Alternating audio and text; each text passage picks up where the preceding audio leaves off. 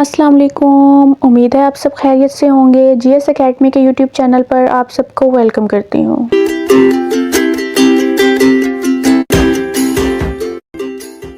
आज हम class 7 general science chapter number 2 human respiratory and circulatory system की exercise को सॉल्व करेंगे।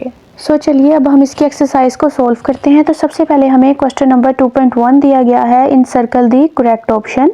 फर्स्ट है हमारे पास exchange of gases take place in, जो गैसेस का एक्सचेंज है वो कहाँ पर होता है? लंग्स में, ब्रोंक्यूल्स में, एल्विलाई में या ब्लड में?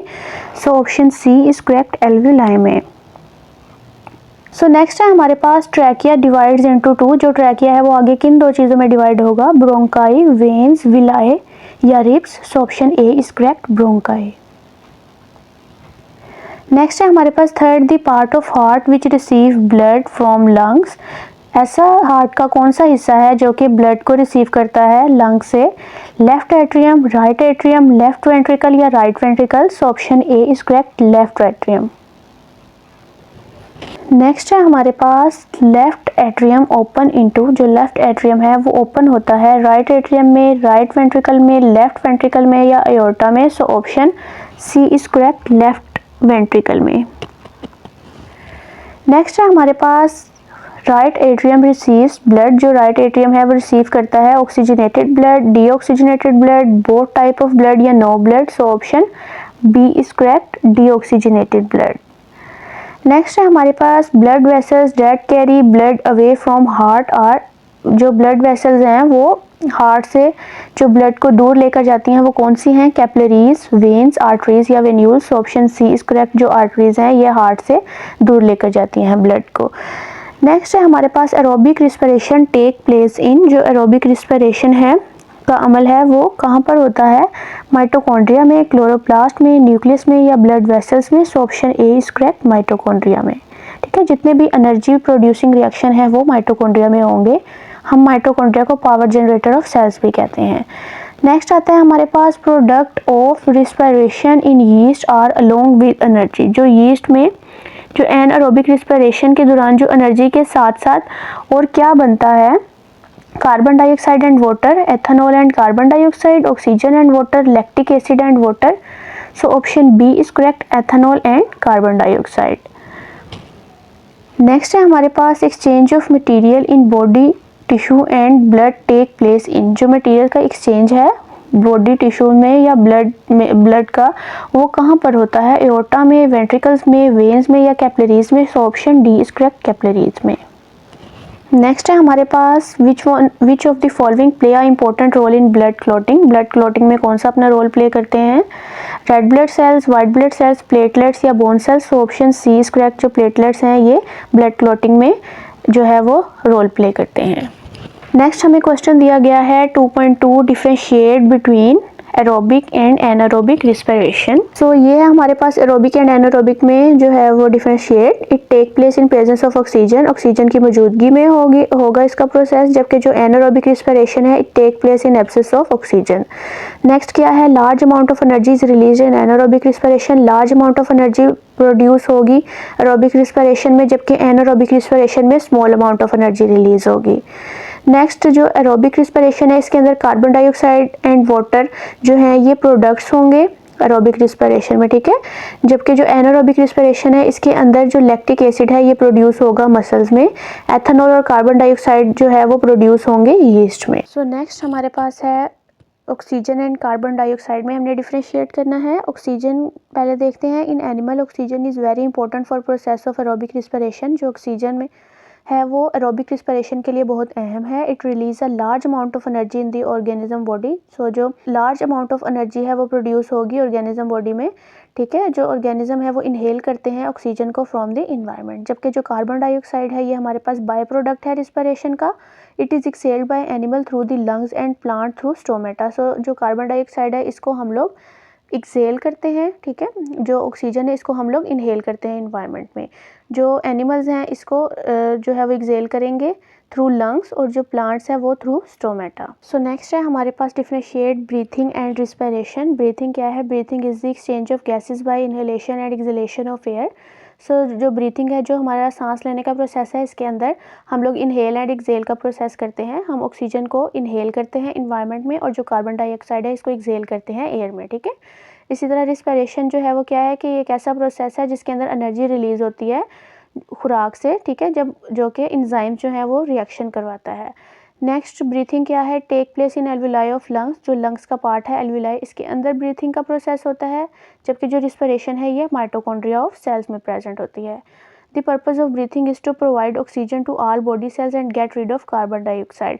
जो ब्रीथिंग का प्रोसेस है इसका क्या पर्पज़ है कि जो ऑक्सीजन है इसको बॉडी के सेल्स तक प्रोवाइड किया जाए और जो कार्बन डाइऑक्साइड है इसको एक्सेल किया जाए, बॉडी से बाहर इन्वायरमेंट में जो है वो निकाला जाए।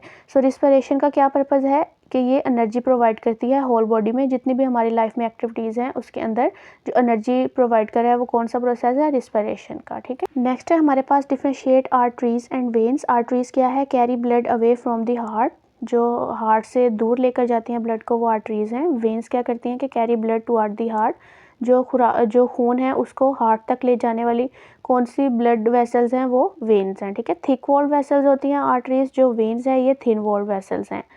जो आर्टरीज हैं ये facing high blood pressures, veins जो हैं ये लो ब्लड प्रेशर को फेस करती हैं। जो आर्टरीज हैं इसके अंदर कोई वॉल्व प्रेजेंट नहीं होता, जबकि जो वेन्स हैं इसके अंदर वॉल्व प्रेजेंट होते हैं। जो आर्टरीज हैं ये क्या करते हैं कि carry blood with oxygen and nutrient for the body cells. जो मतलब कि जो आर्टरीज है इसके अंदर जो ऑक्सीजन और न्यूट्रिएंट्स हैं वो ब्लड को बॉडी सेल्स तक लेकर जाते हैं। जो पल्मोनरी आर्टरी है इसके अंदर सिर्फ और सिर्फ डीऑक्सीजनेटेड ब्लड प्रेजेंट होता है। इसी तरह जो वेन्स है इसके अंदर जो रिटर्न होता है ब्लड, उसके अंदर कार्बन डाइऑक्साइड और दूसरे वेस्ट प्रेजेंट होते हैं, जबकि जो पल्मोनरी वेन है इसके अंदर ऑक्सीजनेटेड ब्लड प्रेजेंट होगा। सो नेक्स्ट है हमारे पास कैपिलरीज एंड एल्वियोलाई में हमने डिफरेंशिएट करना है। कैपिलरीज क्या है, capillaries provide a surface area for material exchange between body cells and blood.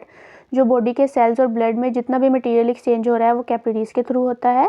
They supply oxygen and nutrient to cells and collect carbon dioxide and other waste. ये oxygen को supply करते हैं और nutrients को sales तक, और जो carbon dioxide और दूसरे वेस्ट हैं उसको कलेक्ट करते हैं। नेक्स्ट एल्विलाई क्या है कि इन लंग्स में each bronchiole ends in a group of air sac और एल्विलाई। एयर सैक्स कहते हैं हवा की थैलियाँ, ठीक है, और एल्विलाई जो लंग्स है इसके अंदर जो ब्रोंक्यूल्स हैं वो ख़त्म होते हैं, एक ग्रुप बनाते हैं जिसको एयर सैक्स या एल्विलाई कहते हैं। The lungs look like sponges due to the presence of alveoli. Alveoli मतलब कि उसके अंदर स्पॉन्जेस लाइक सुराख कह लें उसके अंदर प्रेजेंट होते हैं, ठीक है।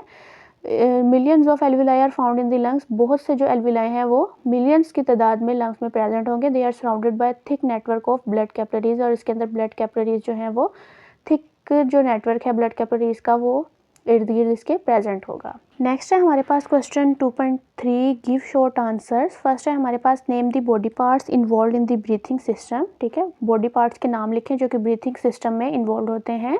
The body parts involved in the breathing system are nose or mouth, trachea, bronchus, bronchiole, alveolus in lungs and blood capillaries।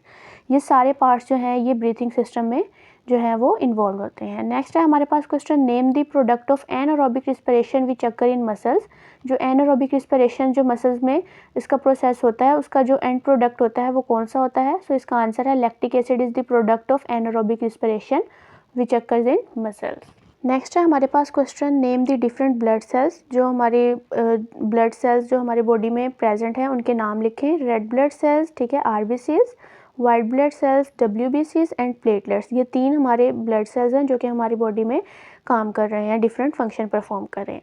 Next है हमारे पास question where does blood oxygenated, मतलब कि ऑक्सीजनेटेड मतलब कि जो ऑक्सीजन वाला ब्लड, जो ब्लड में ऑक्सीजन प्रेजेंट होगी वो कहाँ पर होगी। So blood is oxygenated by alveoli in the lungs, ठीक है। जो लंग्स में एल्विलाई हैं उसके थ्रू जो ब्लड है वो ऑक्सीजनेटेड होगा, उसके अंदर ऑक्सीजन जो है वो प्रेजेंट होगी। नेक्स्ट है हमारे पास question name different chambers of human heart. जो हार्ट के चैम्बर्स हैं उसके हमने नाम लिखने हैं, ठीक है। ये डिफरेंट पार्ट्स हैं, हार्ट के चैम्बर्स हैं, 4 होते हैं हमारे पास। The human heart has following chambers. First है हमारे पास राइट एट्रियम, ठीक है। नेक्स्ट है हमारे पास लेफ्ट एट्रियम, थर्ड वन है हमारे पास राइट वेंट्रिकल एंड फोर्थ है हमारे पास लेफ्ट वेंट्रिकल, ठीक है। ये 4 जो हैं ये ह्यूमन हार्ट के चैम्बर्स हैं। नेक्स्ट है हमारे पास question 2.4, answer the following question. First है हमारे पास describe the function of different valve in human heart and veins. हम लोगों ने वॉल्व के फंक्शन लिखने हैं हार्ट में एंड वेन्स में। सबसे पहले हम हार्ट में देखते हैं कि आया कि the flow of blood from atria of ventricle is regulated by valve. So basically जो ब्लड का फ्लो है एट्रिया से वेंट्रिकल में वो वॉल्व के थ्रू ही कंट्रोल होता है, which prevent back flow of blood. So जो ब्लड का बैक फ्लो है उसे वापस जाने से रोकते हैं वॉल्व। इन दी वेन्स, वेन्स में क्या होता है कि internal valve prevent back flow of blood. Veins में भी जो वॉल्व प्रेजेंट होते हैं वो खून को वापस जाने से रोकते हैं। ठीक है, नेक्स्ट है हमारे पास question how does the human heart work. जो ह्यूमन हार्ट है, जो दिल है इंसान का, वो कैसे काम करता है। सबसे पहले इसके अंदर है working of heart. Working of heart क्या है कि जो राइट एट्रियम है वो रिसीव करता है डीऑक्सीजनेटेड ब्लड को टू वेन्स के जरिए। ठीक है, वन जो है उसके अंदर एक जो है वो ब्लड को अपर पार्ट ऑफ बॉडी में प्रोवाइड कर रही होती है, जो दूसरा है वो लोअर पार्ट ऑफ बॉडी में जो है वो खून को जो है उसका फ्लो होता है। नेक्स्ट क्या होता है कि दी left atrium receive oxygenated blood from the lungs. जो लेफ्ट एट्रियम है वो ऑक्सीजनेटेड ब्लड को रिसीव करता है लंग से। Both atria contract simultaneously. जो एट्रिया हैं दोनों वो कॉन्ट्रैक्ट करेंगे। Pumping blood from the left atrium to the left ventricle. जो ब्लड है वो पंप होगा लेफ्ट एट्रियम से left ventricle and from the right atrium to the right ventricle, और राइट एट्रियम से राइट वेंट्रिकल। ठीक है, ये एक प्रोसेस है कि ब्लड जो है वो पंप करेगा लेफ्ट एट्रियम से लेफ्ट वेंट्रिकल और इसी तरह राइट एट्रियम से राइट वेंट्रिकल। नेक्स्ट क्या होगा, the ventricle also contract simultaneously. इसी तरह जो वेंट्रिकल्स हैं वो भी कॉन्ट्रैक्ट करेंगे। ड्यूरिंग कॉन्ट्रैक्शन के दौरान जो ब्लड है वो लेफ्ट वेंट्रिकल में पंप होगा। The ventricle also contract simultaneously. During contraction the blood from left ventricle is pump to all body part except the lungs through the aorta, while blood from the right ventricle is pumped to the lungs. Next है हमारे पास question explain the structure and function of following arteries, veins and capillaries. सबसे पहले हम arteries को देखते हैं। Blood vessels that carry blood away from heart are called arteries. जो खून को जो दिल है उससे दूर लेकर जाते हैं उसको आर्टरीज कहते हैं। अयोर्टा इज द मेन आर्टरी। जो अयोर्टा है ये आर्टरी है and it branches into smaller arteries. जो अयोर्टा के बाद उसके जो ब्रांचेज है इसको हम स्मॉलर आर्टरीज कहते हैं। वेन्स क्या है कि veins carry blood back to the heart. जो वेन्स है ये हार्ट तक जो है वो खून को पहुंचाते हैं। When blood reaches a when it flow slowly and smoothly. जब ब्लड वेन तक पहुंचता है तो ये स्लोली और स्मूथली जो है वो फ्लो करना शुरू हो जाता है। The wall of vein are not at thick and muscular as arteries. जो वेन्स की वॉल्स हैं वो आर्टरीज की निस्बत थिक या उसके जैसी जो मस्कुलर आर्टरीज हैं उसकी जैसी थिक तो नहीं होती। ठीक है, जो वेन्स हैं इसके अंदर लार्ज ल्यूमेंस प्रेजेंट होते हैं। तो जो ल्यूमेंस है इसको कहते हैं मतलब कि जो अंदर की जगह है इसको हम लोग ल्यूमेन कहते हैं। ठीक है, उसके बाद क्या होगा, most veins have internal wall to prevent back flow of blood. जो वेन्स है इसके अंदर वॉल्व प्रेजेंट होते हैं जो कि खून को वापस जाने से रोकते हैं। नेक्स्ट है हमारे पास capillaries. Arteries branch into smaller vessels. हम लोगों ने पहले पढ़ा जो आर्टरीज हैं ये स्मॉलर वेसल्स में जो है वो आगे डिवाइड होती हैं जिसको हम लोग कैपिलरीज कहते हैं या आर्टरियोल्स कहते हैं। जो आर्टरियोल्स हैं ये आगे डिवाइड होती हैं कैपिलरीज में। ठीक है, जो कैपिलरीज हैं ये लार्ज सरफेस एरिया प्रोवाइड करती हैं जिसके अंदर मटीरियल एक्सचेंज होता है ब्लड एंड टिश्यू के दरमियान। They are very thin walled. जो कैपिलरीज हैं ये थिन वॉल्ड स्ट्रक्चर हैं और ये जो एक्सचेंज है मटीरियल्स का इसके अंदर जो है वो एफिशिएंटली जो है वो होता है कैपिलरीज में। सो नेक्स्ट है हमारे पास question explain the role of chest and rib muscle in the breathing system.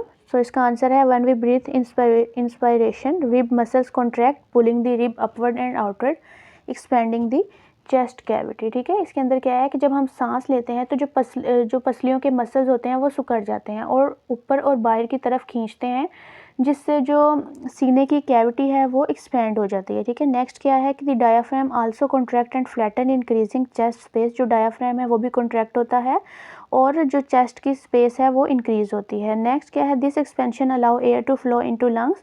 सो इसकी वजह से जो हवा है वो लंग्स में दाखिल होती है।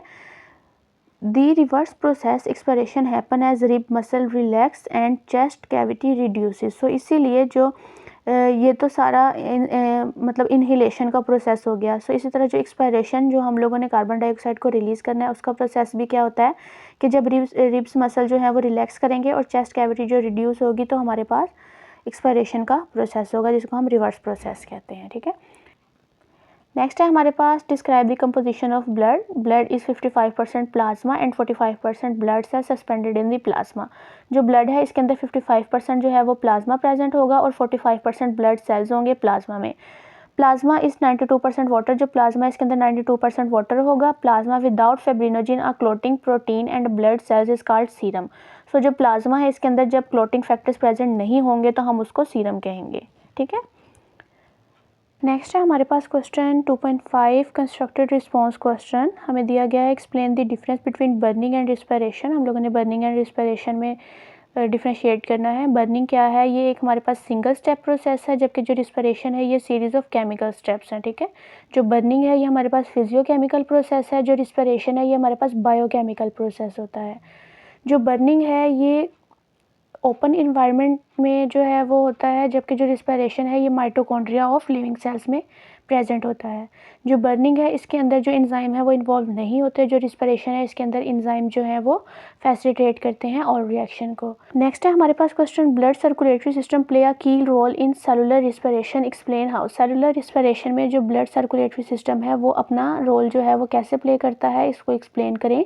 तो हमारे पास इसका आंसर है the blood transport gases to and from tissue cells. जो ब्लड है वो गैसेस को टिश्यू सेल्स में ट्रांसपोर्ट करता है। The exchange of gases between blood and tissue cells is internal respiration. So जो एक्सचेंज हो रहा है ब्लड का और टिश्यू सेल्स का सेल्स में गैसेस का, ये हमारे पास इंटरनल रिस्पिरेशन है। इसी तरह finally cell utilize oxygen for specific activities. So जो ऑक्सीजन है वो सेल यूज़ करता है एक्टिविटीज़ के लिए। इस प्रोसेस को हम रिस्पिरेशन कहते हैं। Therefore the circulatory system is vital for cellular respiration in the body. So इसीलिए जो रिस्पिरेशन है सर्कुलेटरी सिस्टम में वो हमारी बॉडी में ज़रूरी है। नेक्स्ट है हमारे पास question number 3, anaerobic respiration occur when body cannot get enough oxygen for anaerobic respiration to take place. जो एनारोबिक रिस्पिरेशन है वो कब वो होगी, जब बॉडी में इनफ ऑक्सीजन जो है वो प्रेजेंट नहीं होगी।